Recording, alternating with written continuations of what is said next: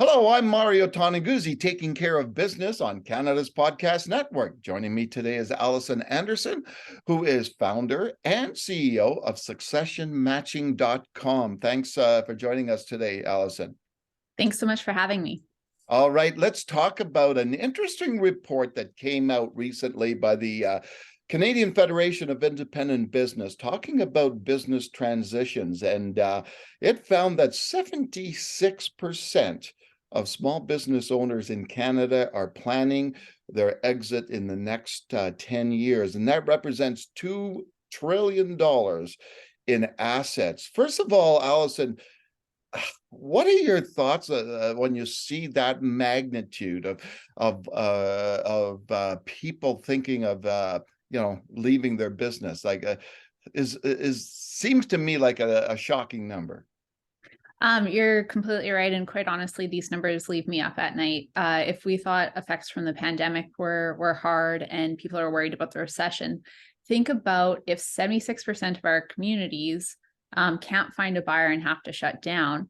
The reason why this scares me so much is 89% of a small and medium-sized business owner's personal net worth is tied up into their business. And so this is going to have huge effects, not only on our business community, but think of those individuals who were counting on that sale of the business to retire comfortably. It's going to be a huge restraint on all corners of our economy and social network.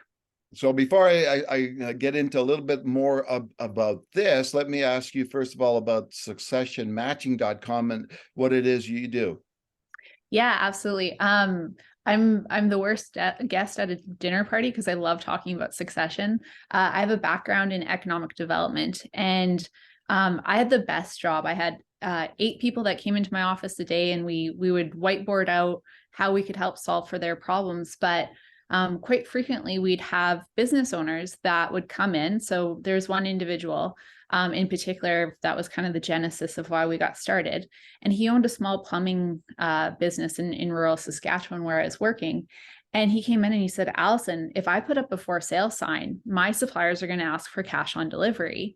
And so how do I even find a buyer without letting everyone on Coffee Row know that I'm for sale? And so it was just my job to find a way that he could privately find someone and get his business set up for sale. And I didn't really like what was on the market. So that's when I launched our marketplace that matches buyers and sellers of businesses. Oh, wonderful. So coming back to the CFIB report, why are we seeing that level of business owners, like, 1 in 3 and 4 who are looking at retiring or exiting? Why is that happening now? Yeah, absolutely. So Mario, it's almost a perfect storm. And that's why I think the title of the CFIB report, referring to a tsunami, is so fitting. And the reason it's a perfect storm is a lot of baby boomers were looking at originally retiring from their business in 2012, but their retirement was hit by different factors in the market. And so they kept pushing off that retirement. And now these individuals are at a point where they don't have a choice, or sometimes someone's going to sell your business, whether it's you as a business owner or it's your estate. And so, it's just got to a point where that baby boomer population is looking at retiring. And it's just the pandemic's put on a lot of stress on business owners. In the same statistic, 15% of business owners are looking at transitioning in the next year. And so what happens if 15% of our main streets shut down? Yeah. And the one thing that was interesting, I thought that you mentioned, was the fact that their wealth and their retirement is tied into their business, right? And when you think about that, that can be fairly scary, especially if it's a tough time to sell a business, I guess, right now, right? So if you remember one thing from our conversation today, I want you to take away, it's actually the best time since I started the company 11 years ago to sell a business. I'll get into that in a little bit, but I just want to talk about, yes, it is an issue with retirement, but some of the other positive things that we're seeing in the market is I started succession matching in 2011. And so I used to have to Google Analytics 1C, 1S. No one could spell the word succession, but at least banks, accounting firms, a lot of the business community, CFIB has always been a leader in this space and in advocating for this. But a lot of private corporations are starting to see this and helping their members or their clients with this topic. So I'm happy we've come far enough that people can spell the word. But again, we're a marketplace, so we have signups on the buyer and the seller side. And when for the first 9 years of operations, we had about 52% buyers sign up and about 48% sellers sign up. But during the pandemic, for a number of different reasons, it just exploded with the number of buyers. So we now have 5 times as many buyers than sellers. So in my professional opinion, there's never been a better time to sell your business. The issue is business owners don't know how to take that first step. All right, and let's talk a little bit about that, taking that first step. First of all, can you explain, Alison? I know that you have a partnership with CFIB, and maybe explain a little bit about that. Yeah, absolutely. So during the pandemic, we wanted to see how it's impacted business owners' plans for transition. So we approached CFIB, who's been one of our national partners for a number of years now, and said, "Hey, let's run another report." CFIB has the largest business association in Canada. They also have the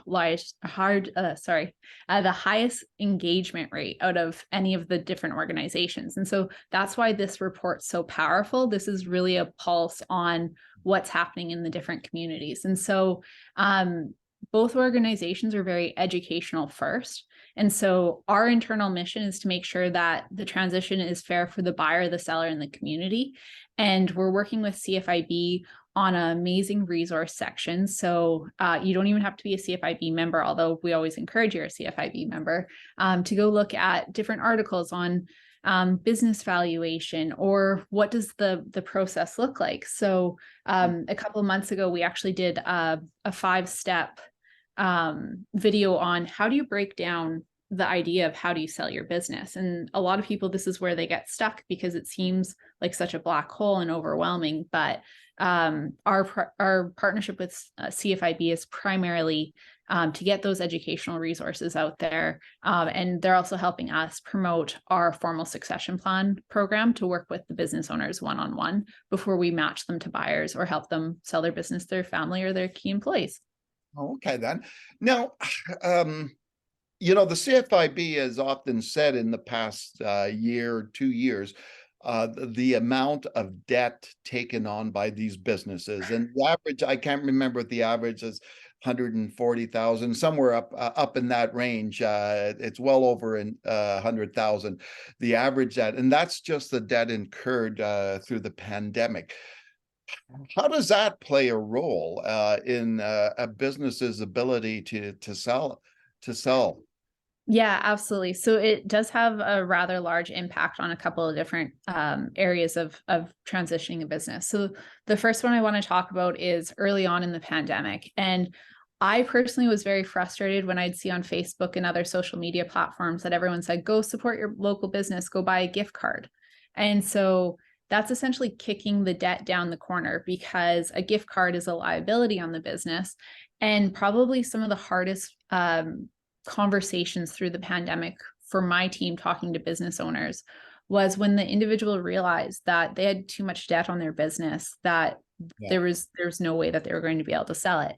The positive thing is, according to CFIB's data, that debt that business owners have taken on has been slowly being paid back.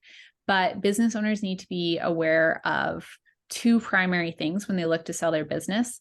So there's a great article that we did with CFIB on if a business owner should look for a share sale or an asset sale. And essentially that means, what's the structure of the transition? And so if they're doing a share sale or asset sale, that debt's treated very differently. So I'd encourage everyone to go over to the Succession Hub on CFIB and look up that resource. And the second thing that business owners don't realize is sometimes there's a hidden cost to that debt. So for example, say you have $100,000 loan with a bank, and you look to sell your business. So your buyer is going to qualify for new credit, but if you're going to pay back that loan when you sell your business, there's oftentimes a repayment penalty. And so we've got a great checklist with CFIB of all of the different documents that you will want to look through to look for some of those hidden costs. But that debt has a huge issue with the repayment terms and has been impacting valuations quite a bit. Okay. Now, at first glance, you would think, why would anybody want to be a business owner today, right? with everything that's going on. But then when you start thinking about it, right, you have so many different possibilities of potential buyers, right? There's first of all, bigger companies who want to expand and grow their businesses and through investments, so they'll buy other businesses. And then, of course, there's always a pool of people who want to be entrepreneurs, right? So we're a venture-backed company, and I know this is a very unpopular opinion every time I go to a pitch event, but I think startups are stupid. You look at the success rate, and only 10% of startups are successful, and 70% of people that buy a business are still running that business in 5 years. And there's a number of different factors that play into that. Really, that mentorship that you receive from the business owner that's passing on that corporate knowledge that they've built up over the last 20 or 30 years can help you mitigate a lot of your risk as a buyer. And I'd mentioned there's about 5 times as many buyers and sellers that have signed up for our site during the pandemic. And so we got really curious about why are we seeing this flood of buyers? And so we did a lot of customer discovery calls with these individuals, and they kind of break down into 3 different groups. So the first one's kind of what we call Main Street buyers. So these are individuals that are going to have to go to the bank and borrow money to purchase a business. But a lot of these individuals during the pandemic realized that they don't need to be downtown Toronto working in a skyscraper anymore, and they wanted to take a chance on themselves. And so a lot of really intelligent corporate professionals are now looking at transitioning into business ownership for themselves. The second one is the Canadian economy has fared a lot better than a lot of other economies and, quite frankly, other democracies around the world. And so we've seen a large increase of international buyers who are looking to purchase a business as an immigration pathway to Canada. And the nice thing from a seller's perspective is these individuals under the provincial programs have to pay you cash for the business. And so although there's a little bit of bureaucracy that we keep lobbying to, smooth out some processes, it's definitely worth it for some others. And then the third type of buyers, which seem to be the most interesting change in the market, is think of the movie Pretty Woman, and the man that she fell in love with, he was a private equity individual. So he'd buy a business and sell it off for parts. And so a lot of these private equity groups are now coming into the low mid market. So if you're selling your business for, say, 2 to 20 million, there's a lot of these family offices or private equity groups that are actually trying to hedge against inflation by purchasing a business. So it's a lot less risk adverse to inflation if they have a hard asset that's actually generating money instead of just keeping capital on the side. And so super exciting times. We've got about $500 million of private equity groups in Canada looking for businesses right now on our site.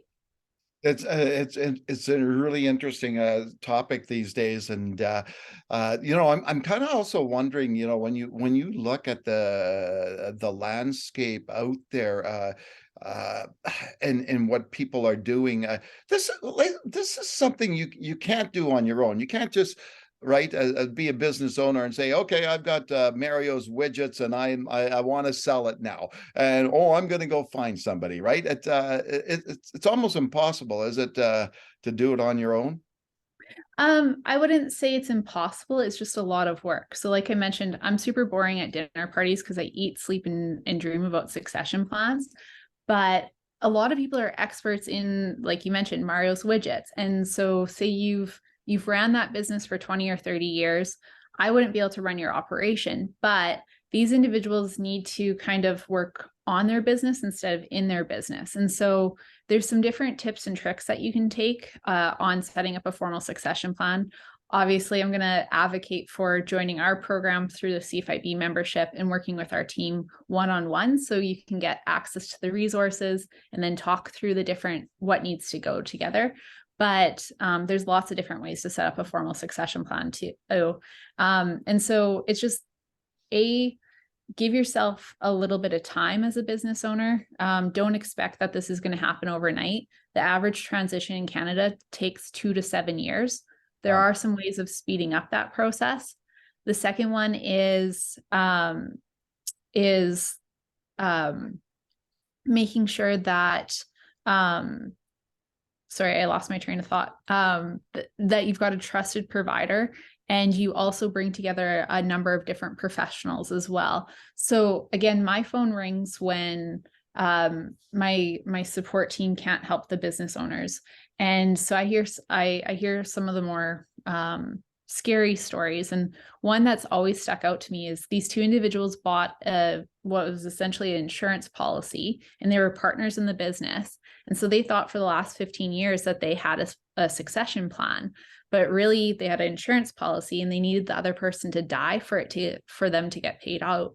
So they called us angry. Their partnership had diminished quite a bit, and they didn't have the full picture. So make sure that you involve accountants, lawyers, financial planners, and we're more than happy to help a business owner kind of navigate when you need to engage those professionals.